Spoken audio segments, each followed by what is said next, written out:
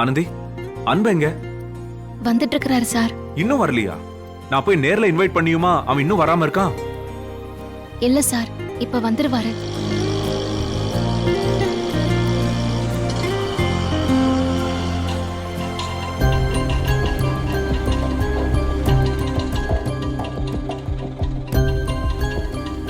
அதோ அதோ வந்துட்டாரே சார்.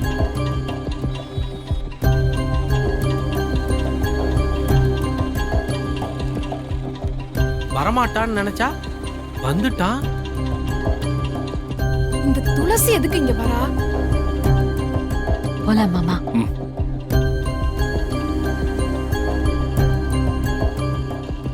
சும்மா வந்தா கூட பரவாயில்ல, பொறசுக்கிட்டே வரா பாரு. இவன் நல்லவளா கெட்டவளானே தெரியலையே.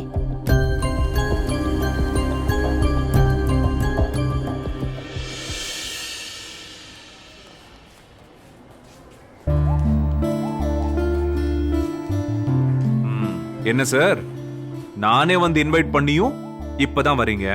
சார் அவர்லாம் ரொம்ப பெரிய ஆள் சார். அவ்வளவு ஈஸியாலாம் அவர் வந்துட மாட்டார் சார். டேய் முத்து, சும்மா இருக்கியா சார்? அப்படிலாம் ஒண்ணும் இல்லை சார்.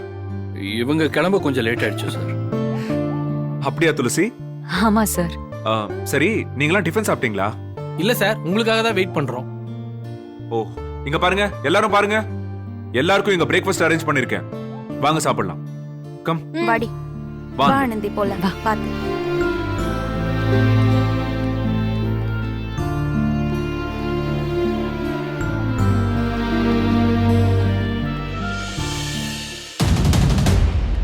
என்ன மேடம், அந்த அன்பு நிச்சயதார்த்தம் தான் பண்ண போறான்னு சொன்னீங்க.